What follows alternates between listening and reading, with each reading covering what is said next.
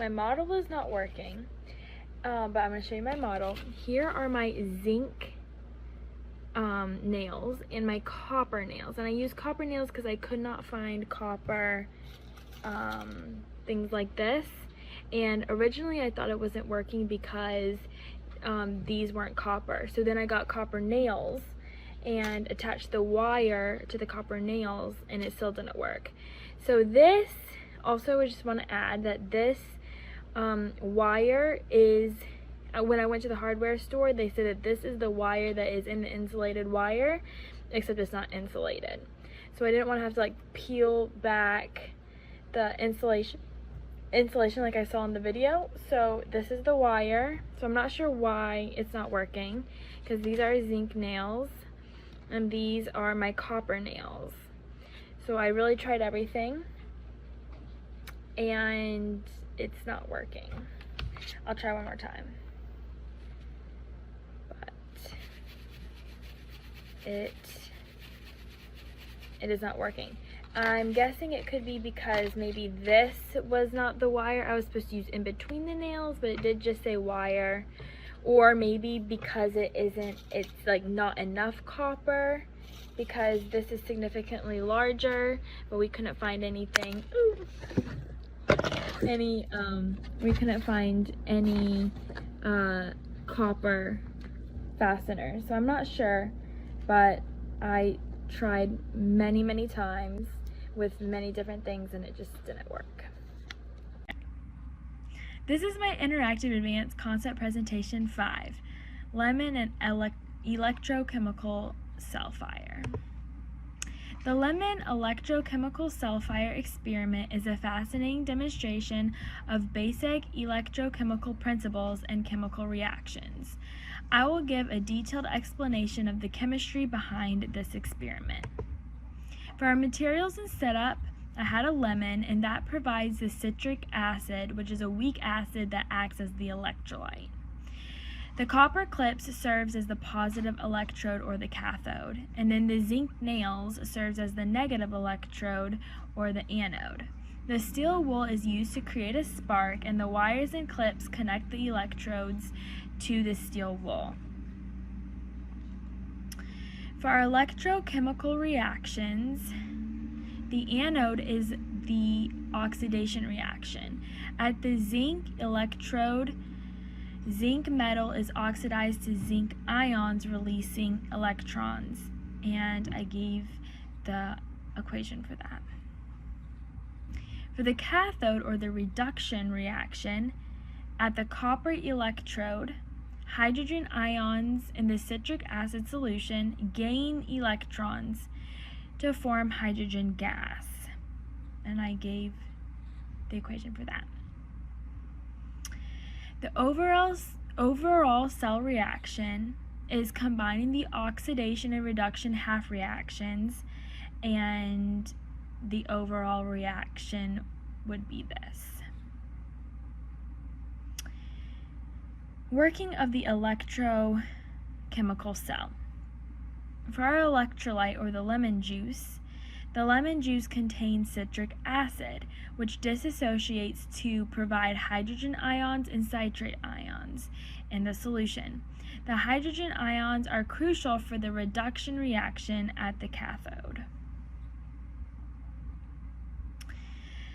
For the electron flow, electrons are released at the zinc anode and flow through the external circuit, the wires and the clips, to the copper cathode. This flow of electrons generates an electric current. When the steel wool is connected to the circuit, it acts as a conductor. The electric current heats up the thin strands of steel wool due to the resistance, causing it to glow and potentially ignite. For the ignition of steel wool, as the current flows through the steel wool, it heats up due to its resistance to electric flow.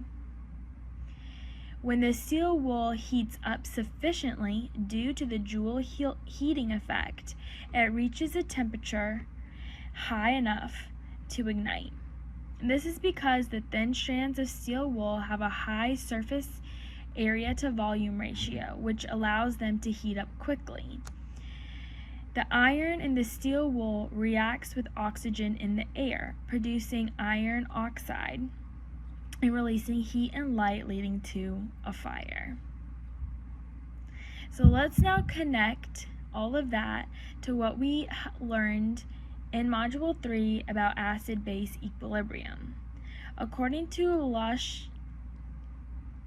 Chatelier's principle,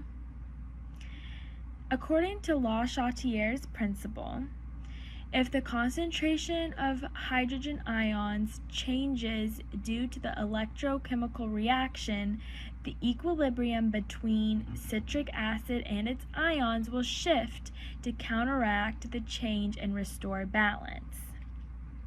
As hydrogen ions are consumed at the cathode to form H2 gas, more citric acid will dissociate to replace the lost hydrogen ions, maintaining the pH and the reaction rate.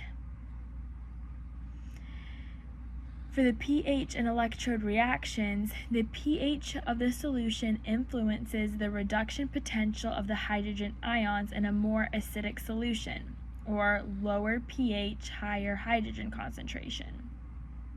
The reduction potential for hydrogen ions is more positive, making the reduction reaction at the cathode more favorable. The Lemon electrochemical cell fire experiment demonstrates key concepts of acid-base chemistry and equilibrium. The citric acid dissociation provides the hydrogen ions necessary for the cathode reaction. For the buffering capacity, it maintains a stable pH, ensuring consistent reaction rates and current flow. For the equilibrium shifts, it responds to changes in hydrogen concentration to maintain reaction conditions. And the acidity of the solution directly affects the reduction potential and efficiency of the electrochemical reactions for its impact on redox reactions. In conclusion, the Lemon electrochemical cell fire experiment effectively demonstrates the principles of electrochemistry, acid-base chemistry, and their equilibria. By using citric acid and lemon juice as the electrolyte, the experiment shows how redox reactions at the zinc anode and copper cathode generate an electric current. The oxidation of zinc releases electrons, while the reduction of hydrogen ions forms hydrogen gas, while citric acid maintaining a stable pH through its buffering capacity. This stable current flow heats the steel wool, leading to ignition. This experiment illustrates the intricate interplay between chemical kinetics, equilibrium, and acid-base reactions, providing a vivid and educational demonstration of fundamental chemistry concepts. Thank you.